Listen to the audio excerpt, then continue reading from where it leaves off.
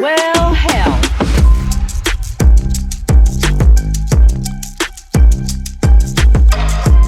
Welcome back to Tech Travel and Twang. Well, hi, Happy New Year. Welcome back to Tech Travel and Twang. I'm Jennifer Barbie, your host and Chief Disruptor at Destination Innovate. And I am really excited about Season 2, Episode 2 session today. We're talking with Lorraine Woodward from rentABLE or rentABLE, really to be a little more specific. And she's going to be a guest at Desticon, talking about all of the ways that short term properties and DMOs could be more cognizant of people with physical and cognitive disabilities. And Lorraine, welcome so much. Thank you. I'm so happy to be here. We are happy to have you. I'd really love, since everybody's going to get your great knowledge on what to do for their short term rental and destinations at Desticon, what I'd love to do is just get a little history from you about what brought you into this industry. Oh my goodness. All right, we'll try to limit it to our 30 minutes. And so I have muscular dystrophy. I have two boys with MD. I wanted our family life to be different, than what I grew up with. And grew up with a single mom, didn't travel, did my traveling via medical treatments. So I did New Orleans because of the hospital there, or Nashville because of the children's hospital there, but we didn't really vacation. So having the two boys, it's like, I want to have a different experience for them. So we did, and both of the boys have muscular dystrophy as well. And when the boys were young, mobility wasn't so much an issue for them as it was for me. But as they got older, they started using, scooters to get around. And we tried the short-term rental. And back in the day, my boys are 26 and 28. Oh my goodness, they've grown up. I know. Yeah. So yeah, 20 something years ago, short-term rental wasn't what it is today, which is a good thing. But we tried a number of different options. We even did the Disney trip going, all right, this is going to be our magical place. This is going to be the accessible place. And while it was accessible, there were things like, my husband, I would ask him, hey, Robert, can you hoist me on the toilet? And the boys are like, Dad, can you pick up something? Can you get me on bed? And then for me, the greatest challenge was transportation. And that you go and get on a bus, but there's only two tie downs for wheelchair access. So we had to take two different buses. Robert would take one and I would take the other and divide and conquer. And then we meet, quote unquote, at Disney, which isn't very comforting when you have two little guys and, you're meeting up in this big place. And so now they have graduated high school and it's like, all right, what are we going to do? So we ended up building a vacation property about 3 hours from where we are here in Raleigh, North Carolina, near the Wilmington, North Carolina area called Carolina Beach. Small little island, like 5 miles by 7 miles. And I went to a wedding there and I don't wear shoes. And my family, they give me grief all the time. Mom, you need to wear shoes.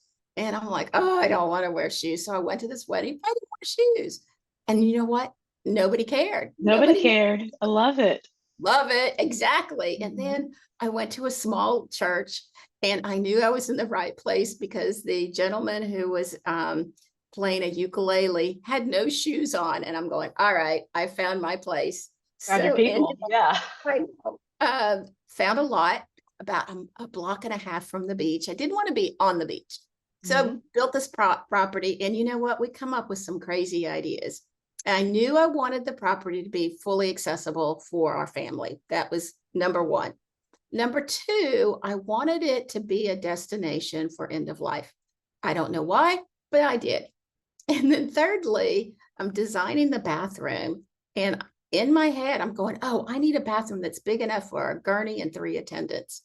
Well, in the last 20 years, I haven't met anybody who has 3 attendants and needs a gurney for the size of the bathroom that we have. It's huge. And so we built this beautiful, accessible property. First floor is actually an art studio, so that they know when Lorraine's garage doors open, you can come over and play. And that was really important to be a part of community, getting to meet people and just have great experiences. And then the second floor is our rental property. And third floor is where we say with an attitude, a private residence, because it's anything but snooty. It's very comfortable, but it's all accessible. That's the great thing. So here we are, built this property, great for our family. And then I started meeting our renters. And it's like, wow, I love my renters. And I do. I have like the world's best renters. And here I am now. We built in 2014, started renting in 2015. And here we are in 2021, and I'm turning 60 years old. And I'm going, all right, I'm not quite ready to, retire officially. I want to do one last hurrah. So I'm sitting outside, my legs out, kind of sunning myself, looking at the sky, going, all right, what brings you happiness? What brings you joy? What do you really love? And I just kept going back to my renters. I love my renters. I love my renters for being a part of their experience in enjoying vacation rental. I thought our family story was unique. And you know what? We're not. I'm going, what do you mean we're not? Because our 400 plus renters all said the same thing. And that was finding an accessible property was hard to find. And that's what created Becoming Rentable. I love that. You've expanded, right? Now. We started out, I had a communications firm for almost 30 years. So as I'm thinking about, okay, what is this problem? What is the solution to the problem? How are we going to create a change? And so I spent about, a year and 3/4 just focusing on who we wanted Becoming Rentable to be. What were the problems, the solutions? How are we going to solve those problems? And we started looking at being a TV show because, I owned a communications firm. That made sense to me. How are we going to reach the masses? Because we've got to provide education. Right. So we started down this route. We came up with a 22-minute show. We did 8 episodes, created 8 episodes, created a sizzle reel, and we're ready to go pitch it to somebody for a streaming show. And then I said, wait a minute, time out. My team wasn't happy when I said time out. And I said, these are what we believe, and what we believe from our professional experience, what we believe from our personal experience, but really what are the needs more broadly. So we did a survey. We had an adjunct professor from Harvard who put together our survey. And then I thought, all right, how are we going to get it out to everybody? And so we worked with our partners that we had built relationship with, like National Easter Seals, Muscular Dystrophy, United Cerebral Palsy. And we worked with these large groups so we could hit the ground, reaching a lot of people to really understand what the needs were. Well, hello, we got an education and realized very quickly that, accessibility is more than wheelchair access. And historically in the short-term rental industry, that's what we look at, is wheelchair accessible. And hey, I'm in a wheelchair, so I'm all about wheelchair access. Yeah. And so I'm like, okay, but you know what? What about, my friends that have autism? What about my friends who are hearing impaired or use a walker? Why aren't we including that? So we ended up looking at accessibility in broad terms. So now we look at it in mobility, which for us is wheelchairs, walkers, canes, and crutches. And then we look at cognitive, which is our autism, our dementia, our anxiety, anything that deals with cognitive area. And then vision, hearing, and aging. We rolled out in 2023 our mobility certification efforts. So looking at what are features you need in an accessible property? What are those choices that people can identify what they need in a property? And now we're getting ready to roll out our cognitive certification. So we're really, really excited about reaching our autism community, our dementia community. We're reaching into the area of invisible disabilities, which is really difficult for a lot of us. We see a wheelchair, we see a walker, and we can visualize maybe what is needed for an accessible short-term rental. But now I'm talking about what's in our head, what's going on, and what are our needs. So Mm-hmm. that in itself is challenging. And then to say, well, here is what we believe to be true for cognitive, and we're getting ready to roll that out.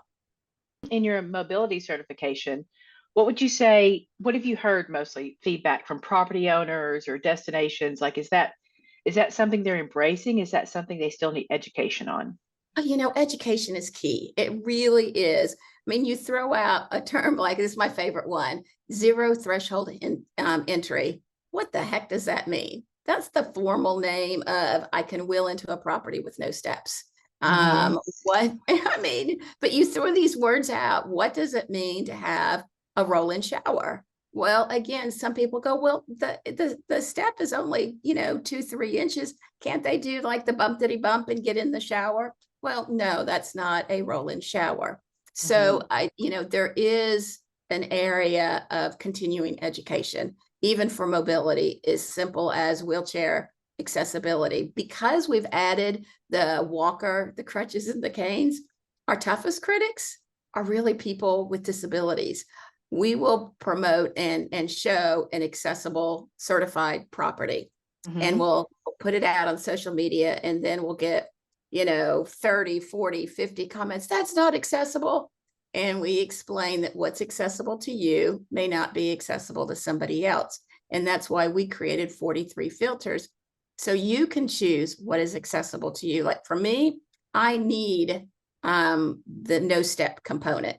For my Mm-hmm. boys who are still mobile, they can do a step in shower. So they can lift their leg and step into a shower, and maybe preferring that because now water's not getting all over the floor, or at least the impression that the water's not getting all over outside the Mm-hmm. shower. So we identified our filters so that again we can identify what our needs are. And so there is a lot of education among our people with disabilities and families who can benefit from these accessible properties. And then we take it over to our industry and Mm-hmm. looking at property managers and hosts. What does this mean? What kind of work does it impact us and what we have to do? So there's still a lot of education in that regard. And I've been in my first effort was the National Barrier Awareness Foundation, created in 1985. And our focus back in 1985 was attitudinal, architectural, and communicative barriers. So here Mm-hmm. we are in 2024. And what am I dealing with? Attitudinal, architectural, and communicative barriers in an industry of the short-term rental. But again, the same issue. So 40 plus years of providing education, and we still need that education. So I envision that we will be continuing to educate as long as our business is here. Absolutely. I can definitely see that from the property management and even the DMO standpoint. Like destinations may not really be aware about how they can better do a job of welcoming people with disabilities to their destinations. And on the other side, the people with challenges or disability, be the physical or cognitive, may not even be traveling because of that fear of how either they're going to be treated or is it going to be accessible. I think there's a huge, and you coming from a communications background kind of makes you the perfect crusader for this because I Well, think I it's don't know if it's perfect because I've been doing it for 40 years and where's our change? But the change is happening. We are being Mhm. embraced. And it is new, and we do want to change the industry. I mean, hey, we set out a goal to change the way the short-term rental industry looks at and defines accessible short-term rentals. So if we're going to have a goal, we might as well really make it massive, and we have, and we're making progress, and that is very exciting. Yeah.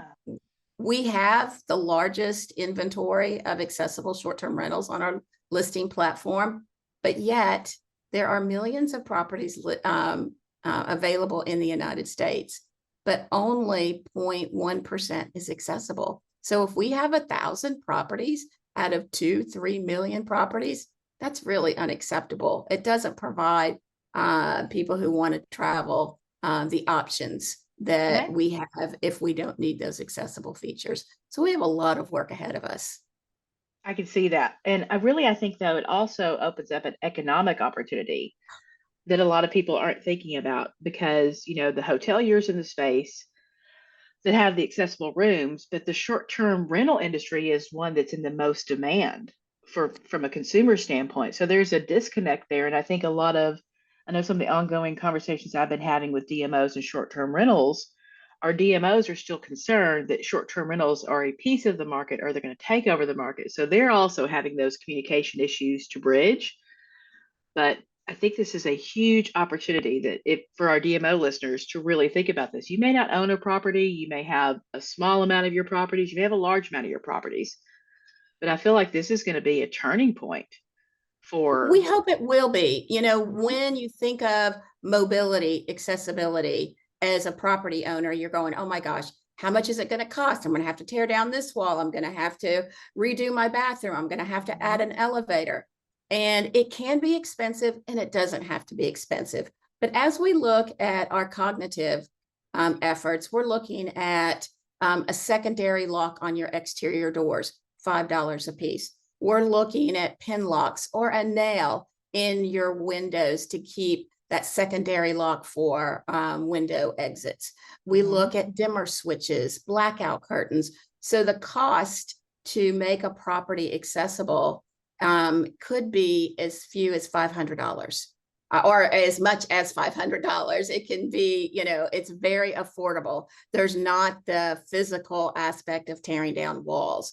Mhm. And it is a market of over 35 million Americans that we Mhm. will be reaching just with our cognition. And then we're not even adding our aging. And in our aging community in 2030, that's just 6 years away. Are we prepared for 32 million Americans, such as me, the baby boomer here, who will be ready and in the senior community, wanting to travel, having the money to travel, having the time to Mhm. travel? But do we have the inventory for them to use? And we don't. And that's why this is our chance to really start looking at our reach and how do we increase our inventory so we are prepared for our seniors and that we are prepared for people to enjoy life as they're living in it. That's a really good point because everybody, especially in the marketing space, has been talking about how do we get in front of Gen Z and how do we get, millennials, but they don't have the money. Honestly, they don't. But we have a boomer audience who you're right is aging. They have the money, they have the discretionary time, and but they're aging and they have, other not necessarily disabilities, but restrictions of how they want to travel. So I think that's a huge opportunity too for destinations and short-term rentals to really think about specifically that audience. Well, and we, people with disabilities, we actually have money too, like $558 billion of discretionary funds per year. Yeah. Are we tapped into those revenues? We're not. And Hmm. again, it's a huge market and a huge mistake. And the only way that we can take advantage of these monies that are available is through education and awareness. And that's why I believe education is just going to be what it is, always looking at it and saying there's always that going to be that reach because we are living and our experiences change through Hmm. age. What I can do today is not what I could do maybe 20, 30 years ago. I've ran into so many families. It's like, I never thought it would be me that I fell and I broke my arm and I have a temporary disability, or, I never thought it would be that got COVID and now I'm in a walker and that's going to be long term. You never think it's going to be you. But living life, it can be you, and you still want those hopes and dreams and Still want travel. to, yeah, you still want a full life and the full travel piece of that. And I really think destinations should be thinking about this from a citywide perspective if they aren't already. Because even if Well, you have a wonderful property, completely accessible, completely good for your physical or cognitive disabilities, what's it like once they step outside and experience your city? exactly. That is, I love you for saying that because no, I do, because we're building a destination component on our website that we'll Mhm. unveil probably second quarter of this year. But it's all about those things that you can do in your community, like where are your Moby mats? Gosh, I want to go to the beach. I want to go on a walking trail. Is there yoga for my dad? What are those things? Parks and walking trails. What are those activities that are in your community? I mean, I think the other thing that what accessible short-term rental does is we help fill the gap of travel experience in that commonly it's been hotels, ground, air, transportation, and hotels. A lot of people can't use a hotel for a number of reasons. It doesn't meet their needs, but there's also limited space and how many rooms are available. And a big challenge in the hotel industry is somebody staying there in a room that you have booked, and the guests say, can we stay one more day? And they say, sure, you can stay one more day. We'll just put that, that rental in another room. And that another room doesn't meet their needs. They're in a wheelchair and they can't even get to the bathroom. So we really do fill that gap, and it's an important gap to fill so that in our industry, we are benefiting everyone. I still think air travel has a lot to work on too, though. Well, they do. For a lot of reasons, not even from the ability reasons. Like that's an industry that really needs to revolutionize. And we're seeing some changes. Unfortunately, I had the biggest giggles and grins this year when the big announcement came with Delta Airlines and being able to wheel your wheelchair onto the plane. Everybody was like, yes, this is great. Well, what they didn't read was the information at the bottom of the press release to say, this is a prototype that Delta hopes to include in the next 10 years and have available. Oh my gosh. And so there are changes. They're not necessarily timely changes. We are seeing some changes in the air travel and autism. We've got some really great advocates that are making some differences in autism and air travel. That's amazing. That is awesome. And I want you to talk about the Moby mat a second, because that was something that really impressed me. And I'm not wheelchair bound, but honestly, I can't walk in sand. Are you kidding me? It's so heavy. That's my boys. When I said we were building this rental, they were like, Mom, why? You're in a wheelchair. We use scooters. We can't walk on the sand. We can't get on the beach. I don't understand this vacation at the beach. And so being in a small area, worked with city council, we got curb cuts all over. So anybody can get from one end of the island to the other in curb cuts. And then we worked with Moby mats, and we have different points of access to the beach. And they tend to be in a T form. So you roll out on this mat that's on the sand, which everybody uses, particularly those with the rolling coolers. They love it as much as I love it. And then it spans out across the T. And for me, I can hang out with my friends on the beach. On the beach, I'm not like a block back, sitting on a deck, waving to them, going, I see you, kinda, you're that little point right there. But no, I can go and be there when my favorite 7-year-old wants to go and build a sandcastle. And so what we're doing is we're working with Moby mats. And right now we have Florida, and we will be having all the Moby mats across the United States on our map. And so when you go, I think I want to go to Arkansas, and you can either go Hot Springs, Arkansas, and it will identify in a 10-mile radius what accessible properties are in that area, and also what Moby mats are in that area. And it's not necessarily just for beach access. It's for lakes and rivers and walking trails. Anywhere there is an uneven surface, you can place a Moby mat. And we're seeing more and more Moby mats being placed. And it made a big difference for our family at Carolina Beach. And that's why we reached out. There are, I believe, another couple of companies out there, but I know and have experienced the Moby mats. And now I'm like, I want everybody to know where these mats are, because it does change your vacation. It's not just you staying in a place that you can enjoy family time and dinners together, but now you're able to embrace the community in which you're visiting and get to know a little more of Carolina Beach or North Carolina because of the access to these various destinations. I love that. I love just the accessibility opening to people's hearts and minds. And as we mentioned earlier, Lorraine is going to be leading a session for Open Hearts, Open Doors on Desticon, which is going to be really exciting to give some more pragmatic and practical tips to short-term rentals and to our DMO audience, which is going to be just amazing. But I have to say, just thank you, Lorraine, for participating in this industry on the level that you are. It is sorely needed. I know there's a lot of other great programs. I know Jake's doing great work out there too. But I just loved meeting you, and I just love the story and the passion and the vigor you have for this. Thank you. Thank you. It feels good to feel like it. I'll be 62 this month, and that I know what my purpose is. And, it's Happy something that birthday. Are you an Aquarius? I am January 31st. February And 6th. I feel really fortunate and blessed that I know what what my purpose is in life. And it's very exciting, and being embraced by our industry has equally been rewarding and optimistic, folks, that we're going to see this change and expand how we look at accessibility in North America and then globally. Absolutely. I think that's it's going to be a quicker route for you than the last 40 years because I think people are ready.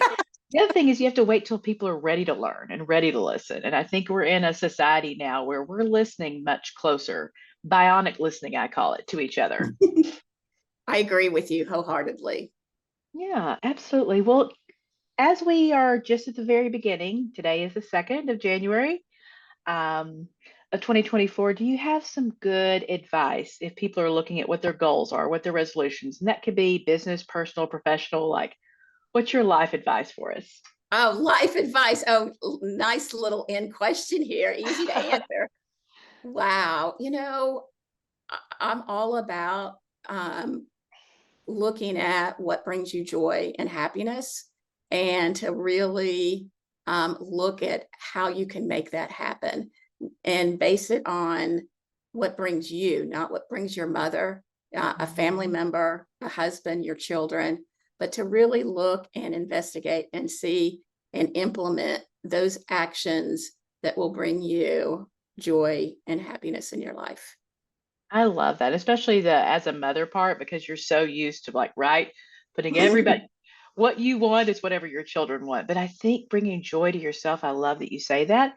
That's going to ripple around. Like, if you're not happy with yourself, you're not happy with your life, it's going to affect your colleagues, it's going to affect your industry, it's going to affect your children. So I love that joy is our word then for 2024. I'm claiming it, Lorraine. All right, me too. Awesome. Well, again, thank you so much. We can't wait to see you at Desticon. All right, can't wait to be there.